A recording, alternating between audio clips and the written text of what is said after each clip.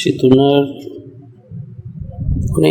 অনেকগুলো স্তর রয়েছে, অনেকগুলো কোটি কোটি স্তর চেতনার।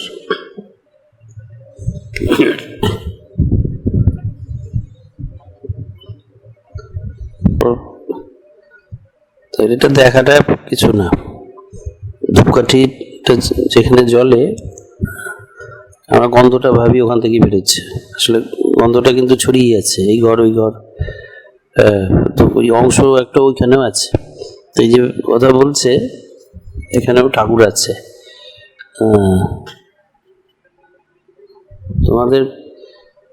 আমাদের অভ্যাস হয়ে গেছে ওইভাবে দেখবো, ওইভাবে শুনবো। তো অনুভব করতে শিখলে তখন অন্যরকম অনুভূতি রাস্তায় চলে যায়।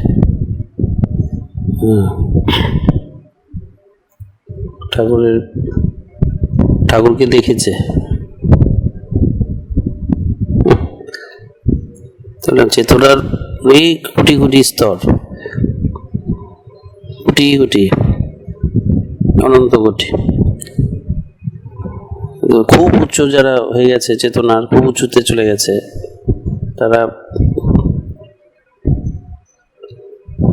তারা ওই আলটিমেটলি প্রকৃতির কর্মী হিসেবে বড় বড় ওয়ার্কার। তা আমি এটাই এইভাবেই দেখে থাকে সবাই। আমি যেটা মন একদম কঠিন করে একটা মন ঠিক করেছি যে কখনো কোনো অবস্থাতেই কোনো পরিবেশের, আমার কাছে দেহটাও কিন্তু একটা পরিবেশ, যে কোনো বস্তু জগতের প্রভাবটা পড়তে দেবো না। যারা খুব সূক্ষ্ম চেতনায় চলে গেছে তারাও একটা সময় তারা প্রকৃতির বড় বড় দায়িত্ব নিচ্ছে। দায়িত্ব নেওয়াটাকেও আমি কাইন্ড অফ সাকাম্প করছে, পরিবেশের প্রভাবে পড়ছে বলে দেখছি, কথার কথা দেখছি। ধরা আমি চেতনাটা ওইভাবে দেখতে চাইছি যে এটা কোনো অবস্থাতে যাতে পরিবেশের প্রভাব এতটুকুনো না পড়ে, এতটুকুনো পড়তে দিচ্ছি না। আপন মনে নিজের মধ্যে ডুবে রয়েছে। বলতে তো যে কি রাস্তা দিয়ে চলছি, কি ভাবনায় চলছি, এটা সবাই বুঝে উঠতে পারে না। তো কি ভাবনার মধ্যে দিয়ে আমি যাচ্ছি, করছি চেতনার স্তরে। এখানকার কথার মতো না। বলছিলাম যেখানে মানুষ এখন বাঘ দেখো কনজারভেশন করছে, প্রিজার্ভ করছে। একসময় মানুষই বাঘ মারতো, এখন মানুষই। তো মানুষ এখানকার হিসাব অনুযায়ী বাঘের থেকে মানুষ শক্তি বেশি, মানুষের ক্ষমতা বেশি। তাই মানুষের ক্ষমতা বেশি বলে সে এককালে সেই বাঘ মেরেছে, এখন সেই বাঘ প্রিজার্ভ করছে। তাহলে তোমাদের যে চিৎকার চেঁচেমেচি কাটাকাটি, তেমনি ক্ষমতার দিক থেকে এই মুহূর্তে ধরো বাঘের থেকে তোমরা যেমন বেশি, তেমনি তোমাদের থেকে যে উঁচুতে তোমাদের মতে যা সাড়া দেওয়া উচিত, যারা ক্ষমতা বেশি, তারা দেখছে যে তারা তো আর বিপন্ন প্রজাতি দেখছে না মানুষকে, তারা দেখছে মানুষ তো প্রচুর। তারা যখন দেখবে মানুষ বিপন্ন, তাদের আঙ্গিক থেকে তারা বাঁচাতে আসবে। বলে এখানে ভগবান ডাকলাম, ভগবান আসলো না, তারা এইরকম পরপর চেতনা রয়েছে। সব থেকে যে উঁচু চেতনাটা, আমি সেই জায়গাটায় ওই একদম এক্সট্রিম পয়েন্টে, যাই হোক, এটা আমার জেদ বলো, গোয়ার্তমি বলো, যাই বলো, ওই জায়গাটা ঠাকুরকে রেখে দিচ্ছি। আমি আর বিয়ন্ড দেখছি না। কিন্তু তার আড়াল থেকেও, তার পিছন থেকেও, তার ব্যাকড্রপ থেকেও ধ্বনি ভেসে আসতে চাইছে। আমি সেগুলো নেগলেক্ট করছি, ইগনোর করছি, আমি শুনতে চাইছি না। আমি ঠাকুর অবধি গিয়ে ফুল স্টপ দিয়ে দিচ্ছি।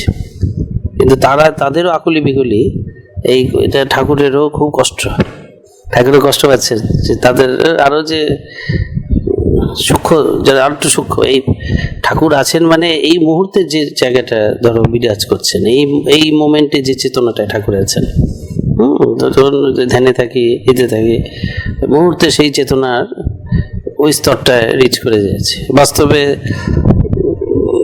যখন এমনি আছি তখন দুটো দিক ব্যালেন্স করে চলতে হয়।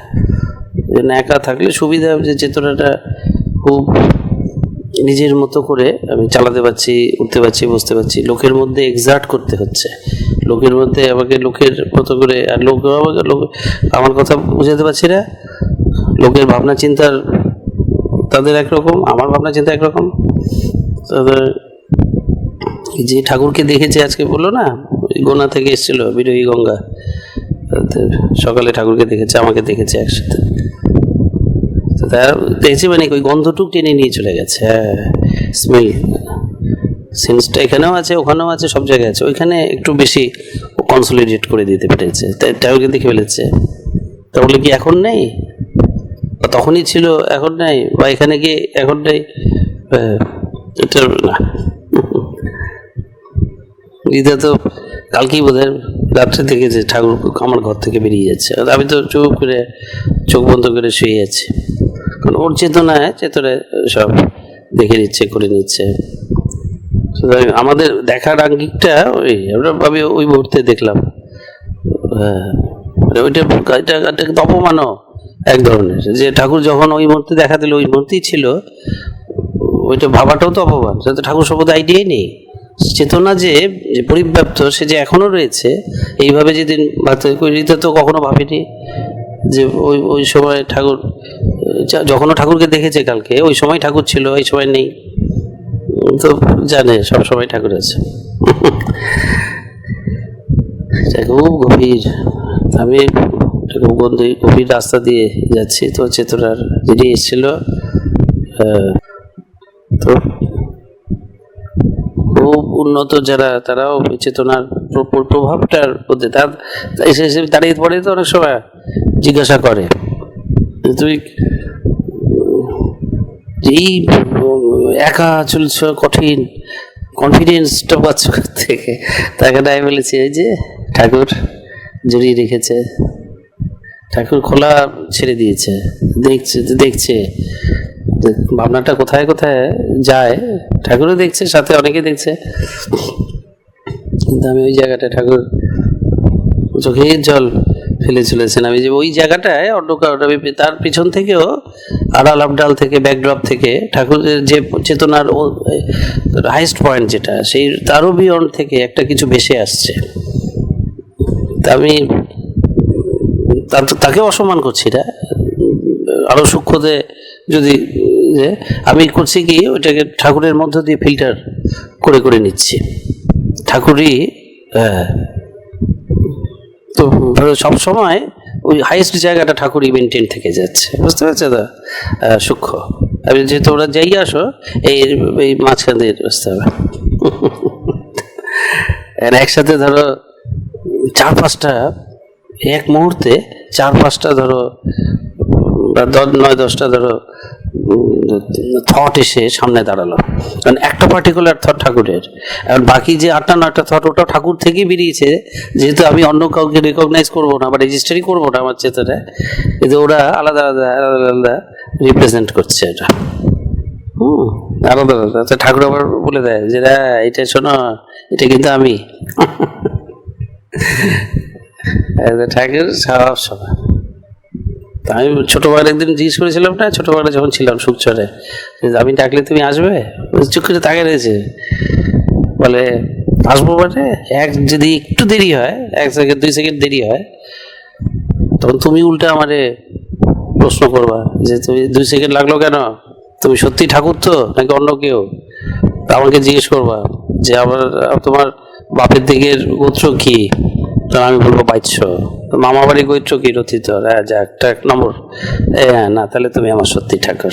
একটু দেরি হলে চেতনাকে ওইভাবে দেখি না, কি ভাবনায় ডুবে থাকি, কি চিন্তায় ডুবে থাকি।